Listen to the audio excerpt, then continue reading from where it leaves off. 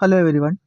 നമ്മുടെ വിദ്യാഭ്യാസ സമ്പ്രദായത്തെ പറ്റി പൊതുവെ കളിയാക്കി പറയുന്ന ഒരു കാര്യമുണ്ട്. അതായത് മാനിനെയും മീനിനെയും ആനയും ഒരുമിച്ച് മരം കയറ്റാൻ നോക്കും, എന്നിട്ട് ആ മരം കയറ്റ് വിജയിക്കുന്നതിനെ ആണ് തിരഞ്ഞെടുക്കുക എന്ന് പറഞ്ഞ പോലെ നമ്മുടെ എഡ്യൂക്കേഷണൽ സിസ്റ്റത്തിൽ എല്ലാവരെയും ഒരേപോലെയാണ് കണക്കാക്കുക. അതായത് ആക്ച്വലി ഇപ്പോൾ പല ആളുകൾക്കും ഓരോ സ്കില്ലായിരിക്കും. ചിലർക്ക് മാത്സിലായിരിക്കും, ചിലർക്ക് പെർട്ടിക്കുലർ സബ്ജക്റ്റിലായിരിക്കും, ചിലപ്പോൾ ചിലർക്ക് ചെയ്യാനുള്ള കഴിവായിരിക്കും, ചിലർക്ക് കാണാനുള്ള കഴിവായിരിക്കും, ചിലർക്ക് റീക്രിയേറ്റ് ചെയ്യാനുള്ള കഴിവായിരിക്കും. ഇതങ്ങനെ പലതും ഉണ്ട്. അപ്പോൾ ലോകത്ത് കഴിവുകളില്ലാത്ത മനുഷ്യരില്ല, എന്തെങ്കിലുമൊക്കെ ആയിട്ട് കഴിവുകളുണ്ട്. പക്ഷേ ഇവിടുത്തെ ഒരു പ്രശ്നം എന്താണെന്ന് പറഞ്ഞു കഴിഞ്ഞാൽ, എങ്ങനെയാണ് കറക്റ്റായിട്ടുള്ള കഴിവുകളിലേക്ക് മനുഷ്യൻ എത്തുക എന്നുള്ളതിനെ കുറിച്ച് യാതൊരു ബോധവും ഇല്ലാതെയാണ് നമ്മുടെ എഡ്യൂക്കേഷൻ സിസ്റ്റം പോകുന്നത്. നമ്മൾ സ്കൂളിൽ പഠിക്കുന്ന സമയത്ത് വളരെ നല്ല മാർക്ക് മേടിച്ച പലരും ജീവിതത്തിൽ ഒരിടത്തും എത്താതെയും, എന്നാൽ ജീവിതത്തിൽ വളരെ എത്തി നിൽക്കുന്ന ആളുകളൊക്കെ സ്കൂളുകളിൽ പലപ്പോഴും ഒരു മണ്ടൻ എന്ന് പേര് കേട്ടവരുമായിരിക്കും. തിരിച്ചും വരാം, ഇല്ലെന്നല്ല. പക്ഷെ എന്നാലും പൊതുവെ നമ്മൾ കാണപ്പെടുന്ന ഒരു കാര്യമാണത്. കാരണം നമ്മളുടെ സ്കൂൾ ജീവിതമൊന്നും അല്ല ഒരാളുടെ വ്യക്തിയുടെ അടിസ്ഥാനപരമായ ജീവിതം നിശ്ചയിക്കുന്നത്. നമ്മൾ എത്തിപ്പെടുന്ന എക്സ്പീരിയൻസും എത്തിപ്പെടുന്ന ലൈഫും ഒക്കെ തന്നെയാണ്. പിന്നെ ഏറ്റവും പ്രധാനപ്പെട്ടത് വേണ്ടത് ആറ്റിറ്റ്യൂഡാണ്. കാരണം നമ്മൾ എപ്പോഴും ഒരു ഓപ്പൺ മൈൻഡഡ് ആറ്റിറ്റ്യൂഡാണ്. എന്തും പഠിക്കാനുള്ള മനസ്സ് നമുക്കുണ്ടെങ്കിൽ ലോകത്തെ എന്ത് വിദ്യയും നമുക്ക് കൈക്കലാക്കാം. ഇവിടെ ഞാനിത് പറയാൻ കാര്യം, logistics, warehousing, supply chain management എന്ന് പറയുന്നത് ഒരു 25 വർഷവും കൂടെ യങ്ങായിട്ട് നിൽക്കും എന്നാണ് നമ്മൾ റിസർച്ചിൽ കണ്ടെത്തിയിരിക്കുന്നത്. കാരണം എന്താണെന്ന് വെച്ച് കഴിഞ്ഞാൽ, ആർട്ടിഫിഷ്യൽ ഇൻ്റലിജൻസ് വന്നതോടുകൂടി, ആർട്ടിഫിഷ്യൽ ഇൻ്റലിജൻസിനെ കുറിച്ച് അറിയാലോ, നിർമ്മിത ബുദ്ധി വന്നതിന് ശേഷം ഇപ്പോൾ ഒരു കമ്പ്യൂട്ടറിൻ്റെ പർട്ടിക്കുലർ ആയിട്ടുള്ള കുറച്ച് കോഡ്സ്, സോഫ്റ്റ്വെയർ കോഡ്സ്, അല്ലെങ്കിൽ ലാംഗ്വേജ്, പിന്നെ പർട്ടിക്കുലർ ആയിട്ടുള്ള വേറെ പല ആക്ടിവിറ്റീസ്, അതായത് ഇപ്പോൾ ഒരു ചോദ്യം ചോദിച്ചതിന് ഉത്തരം പറയുന്ന റിസപ്ഷനിസ്റ്റ്, പിന്നെ ടീച്ചേഴ്സ്, ഇങ്ങനെയുള്ള കുറേ സംഭവങ്ങളൊക്കെ ഇനിയിപ്പോൾ ആർട്ടിഫിഷ്യൽ ഇൻ്റലിജൻസ് റീപ്ലേസ് ചെയ്യും. ഇപ്പോൾ ഒരു എക്സാമ്പിൾ പറയുകയാണെങ്കിൽ, ആർട്ടിഫിഷ്യൽ ഇൻ്റലിജൻസ് സ്വന്തമായിട്ട് ഫോൺ എടുക്കും, സംസാരിക്കും, കൃത്യമായിട്ട് മറുപടിയും കൊടുക്കും. നമുക്കറിയാമല്ലോ, ChatGPT നമ്മൾ എന്തെങ്കിലും ചോദിച്ചാൽ കൃത്യമായ മറുപടിയും തരുന്നുണ്ട്. അങ്ങനെ എനിക്ക് സംസാരിക്കുകയും ചെയ്യും. അപ്പം നമ്മൾ അങ്ങനെ ഒരു സാധനം അവിടെ വച്ചു. ഒരാൾ വന്ന് ചോദിച്ചു, ഇന്ന പോലെ സാറുണ്ടോ എന്ന് ചോദിച്ചപ്പോൾ അത് ഉണ്ടെന്ന് പറയും, അല്ലെങ്കിൽ ഇല്ലെന്ന് പറയും. അത് കഴിഞ്ഞതിന് ശേഷം ഇവരുടെ ഡേറ്റയും കാര്യങ്ങളൊക്കെ എൻ്റർ ചെയ്യും, അവിടെ ഫോട്ടോ എടുക്കും. ഇതെല്ലാം ആണെന്നുണ്ടെങ്കിൽ ഫോൺ അറ്റൻഡ് ചെയ്യും. അങ്ങനെയാണെങ്കിൽ തീർച്ചയായിട്ടും അവിടെ റിസപ്ഷനിസ്റ്റിൻ്റെ ആവശ്യം ഇല്ലല്ലോ.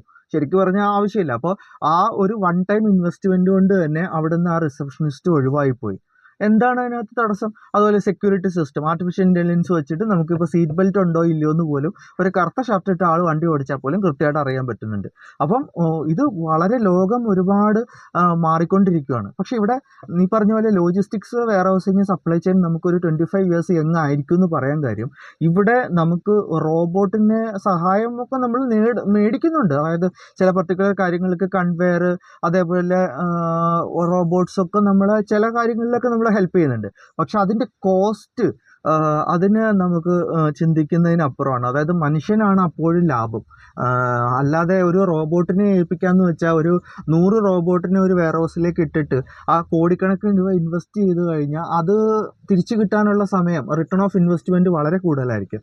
അപ്പോൾ അതുകൊണ്ട് അങ്ങനെയുള്ള ഫിസിക്കലിയും മെൻ്റലിയും അതേപോലെ സ്കില്ലും ഒക്കെ ഒരുമിച്ച് വേണ്ട, വളരെയധികം ബുദ്ധി വേണ്ട കാര്യങ്ങളിലൊന്നും ആർട്ടിഫിഷ്യൽ ഇൻ്റലിജൻസ് എന്തായാലും 25 വർഷത്തേക്ക് ഈ പറയുന്ന ലോജിസ്റ്റിക്സ് മേഖലയിലേക്ക് കടന്നു കയറാൻ പോകുന്നില്ല. പക്ഷേ കുറച്ചുകൂടെ ഈസി ആയിട്ടുള്ള കാര്യങ്ങൾ വരും. ഇപ്പോൾ ഡ്രോണൊക്കെ തന്നെ വന്നിട്ടില്ലേ?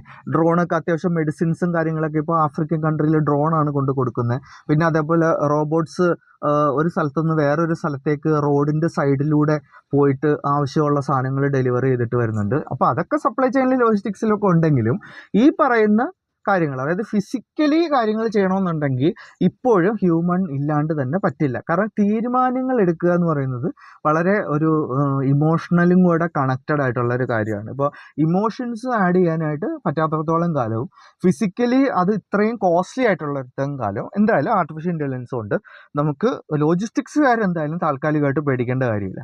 പിന്നെ ലോജിസ്റ്റിക്സിൻ്റെ വേറൊരു പ്രത്യേകത, നമ്മൾ ഈ കോഴ്സ് പഠിക്കുമ്പോൾ നമുക്കറിയാം, അതായത് നമ്മൾ ഈ ലോകത്തുള്ള എല്ലാ സാധനങ്ങളും അതിനകത്ത് പഠിക്കുന്നുണ്ട്. അതായത് മാർക്കറ്റിംഗ് ആവട്ടെ, സെയിൽസ് ആവട്ടെ, കസ്റ്റമർ റിലേഷൻഷിപ്പ്, അത്യാവശ്യം എല്ലാ കാര്യങ്ങളും നമ്മൾ പഠിക്കുന്നുണ്ട്. അപ്പോൾ അതുകൊണ്ട് തന്നെ നമുക്കൊരു ബ്രോഡായിട്ടുള്ള ഒരു മേഖല നമ്മുടെ മുമ്പിൽ തുറന്നു കിട്ടും. പിന്നെ ബേസിക്കലി ലോജിസ്റ്റിക്സ് എന്ന് പറയുമ്പോൾ അറിയാലോ, ഇത് വളരെ സിമ്പിൾ ആയിട്ടൊരു കാര്യമാണ്. അതായത് ഇതിന് അങ്ങനെ ഒരു റോക്കറ്റ് സയൻസിന്റെ ആവശ്യമൊന്നുമില്ല. മെയിനായിട്ട് ചെക്ക് ലിസ്റ്റുകളും ബാക്കിയുള്ള പേപ്പർ വർക്കും കാര്യങ്ങളൊക്കെ തന്നെയുള്ളൂ. അപ്പോൾ അതുകൊണ്ട് വളരെ ധൈര്യമായിട്ട് മുന്നോട്ട് പോവുക. എല്ലാവരും ലോജിസ്റ്റിക്സ് പഠിക്കുക. കാരണം നമ്മളെ സംബന്ധിച്ച് പണ്ടത്തെ പോലെ ഗ്രാജുവേഷൻ കഴിഞ്ഞ് ആ ഒരു സബ്ജക്റ്റിൽ തന്നെ കടിച്ചു തൂങ്ങി കിടക്കാനൊന്നും ഇന്നത്തെ കാലത്ത് പറ്റില്ല. കാരണം കാലം മാറിക്കൊണ്ടിരിക്കുകയാണ്.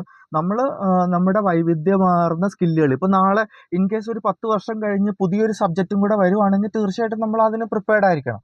പക്ഷേ എങ്ങനെയായാലും 25 ഇയേഴ്സ് ലോജിസ്റ്റിക്സ് എങ്ങായിരിക്കും, ആരിറങ്ങിയാലും 25 ഇയേഴ്സിന് ജോലിക്ക് യാതൊരു ബുദ്ധിമുട്ടുണ്ടാവില്ല എന്നുള്ളതാണ് നിലവിലുള്ള റിസർച്ച് ഫലം സൂചിപ്പിക്കുന്നത്.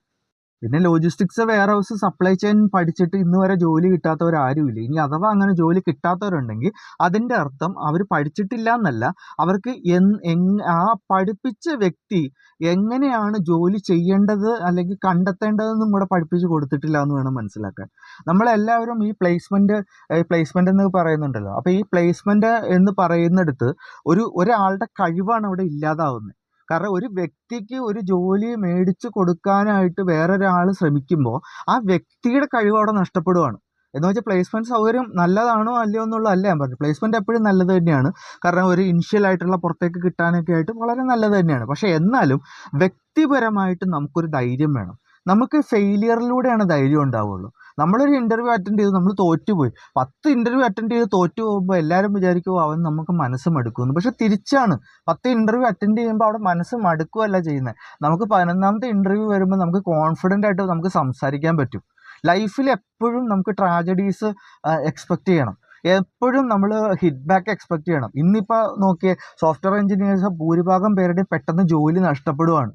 അവർക്ക് മാർക്കറ്റിങ്ങിലേക്ക് പണ്ട് പൊയ്ക്കൊണ്ടിരുന്നു ധാരാളം പേര്, മാനേജ്മെൻറ്റിലേക്ക് ധാരാളം പൊയ്ക്കൊണ്ടിരുന്നു. ഇപ്പോൾ പഴയ പോലെ പറ്റില്ല. കാരണം മാർക്കറ്റിംഗ് തന്നെ ഇപ്പോൾ ഡിവൈഡായി. അതായത് സെയിൽസ് ഒരു വഴിക്ക്, മാർക്കറ്റിംഗ് ഒരു വഴിക്ക്, ഡിജിറ്റൽ മാർക്കറ്റിംഗ് വേറെ വഴിക്ക്. അപ്പോൾ ഇങ്ങനെ സ്പ്ലിറ്റായി പോയപ്പോൾ പണ്ടത്തെ പോലെ മാർക്കറ്റിംഗ് എന്ന് പറഞ്ഞിട്ട് പോലും ഇപ്പോൾ ജോലി സാധ്യത വളരെ കുറയുകയാണ്. സോ ഹ്യൂമൻ ഇൻ്റർവെൻഷൻ നല്ലോണം നടക്കുന്ന ലോജിസ്റ്റിക്സ് മേഖലയിൽ നിങ്ങൾ നല്ലോണം എല്ലാവരും മനസ്സിലാക്കി പഠിക്കുക, കാര്യങ്ങൾ ചെയ്യുക. നിങ്ങൾക്ക് ലൈഫിൽ തീർച്ചയായിട്ടും ഒരു ഡെവലപ്മെൻറ്റ് ഉണ്ടാവും. ഈ പഠിക്കുന്ന കാര്യങ്ങളൊന്നും തന്നെ വേസ്റ്റ് ആവില്ല. കാരണം ഇനി അങ്ങോട്ട് ലോജിസ്റ്റിക്സ് ഡ്രിവൺ ആണ് എല്ലാ കാര്യങ്ങളും. എല്ലാവരും അതിലേക്ക് തന്നെയാണ് വന്നുകൊണ്ടിരിക്കുന്നത്. അപ്പോൾ ഓക്കെ, താങ്ക് യു.